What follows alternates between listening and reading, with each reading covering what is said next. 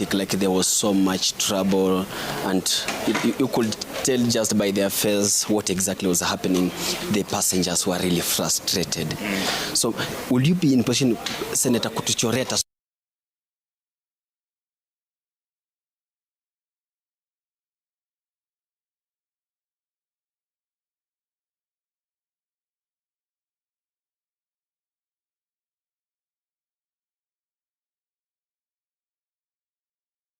many people, and I'm so proud of my senators in this house.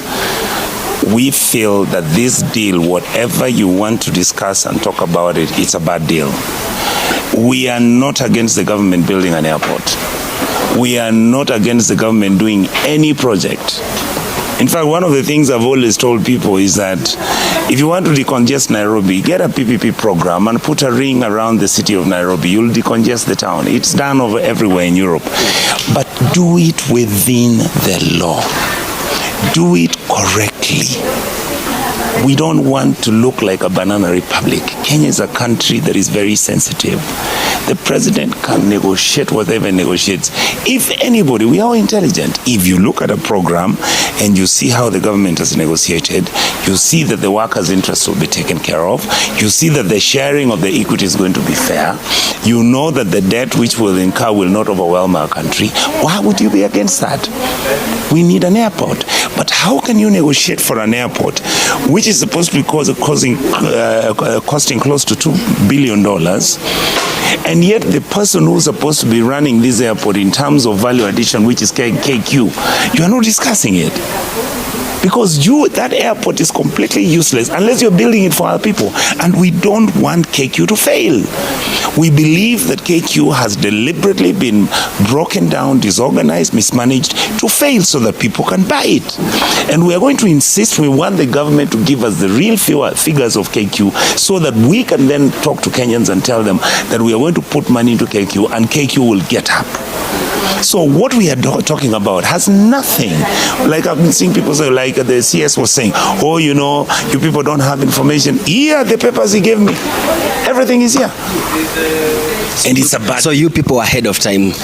We've been getting this information. What he presented to us is nothing different from what we have.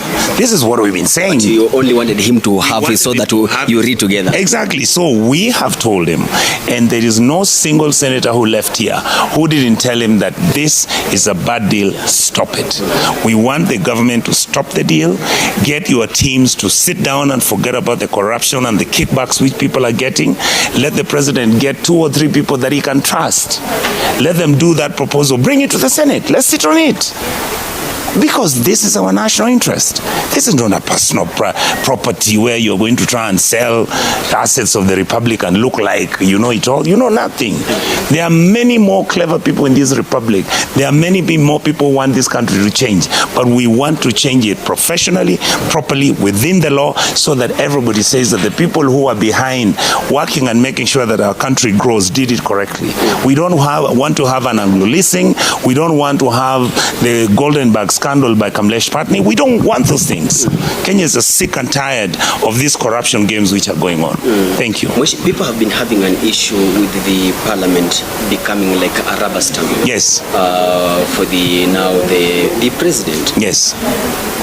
From the look of things and what you have discussed here, do you think your decision and what you have discussed here is going to be respected? Absolutely. I will tell my colleagues. I'm going to tell my colleagues, both in the Senate and my colleagues who are the National Assembly. The truth is, unless they begin to fight for the people of Kenya, the elections are coming in 2 years, they are all going to go home. They are all going to go home. Let me tell you, if the members of parliament and the individuals who have been given the responsibility of protecting the interests of Kenyans, of managing the assets of Kenya, of organizing themselves as that team, if they don't want to do that, they'll go home. Yes. So Mhesh, I will tell you for sure, Kenyans are really appreciating who Senator Onyonka is. Yes.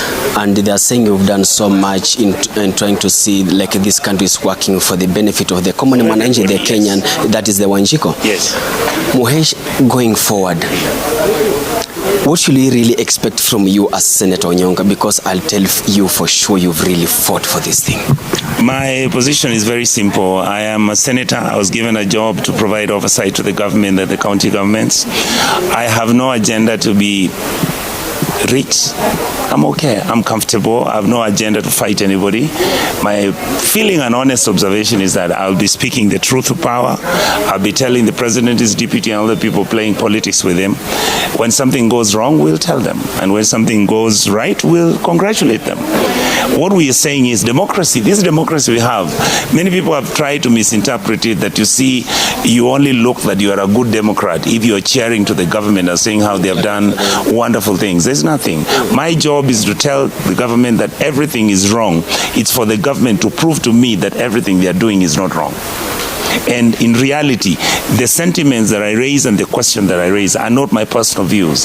These are the views of Kenyans who are out there who have nobody to talk about them. We must fix our national insurance. We must fix the transport sector. We must fix this damn corruption that has percolated our country to the extent that nothing works. And yet we are pretending like we have we have a wonderful country that is doing wonderful things. No, we have done wonderful things until now. We are now discovering that everything we are touching is messed up. So can we fix the broken pieces so that this country can move on, where we don't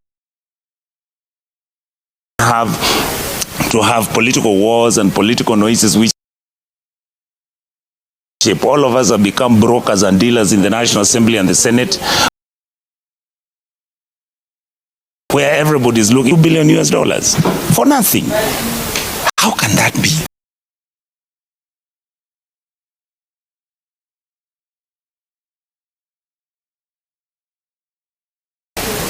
So we have to start. The president said that he's not a madman to sell the airport.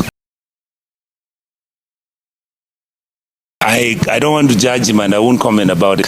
Amezungumza kwenye kikao hiki. Tulianza mchakato mzima siku ya jana na kufikia sasa tunaweza tukasema kwamba mchakato huu wote mzima tutakuwa tunasubiria kuona haswa kilele chake kitakuwa ni kipi. Nikiripotia Mo Radio kutoka katika jumba la County Hall hapa katika majengo ya bunge jijini Nairobi, jina langu ni Ronnie Reagan. Kwa heri kwa sasa.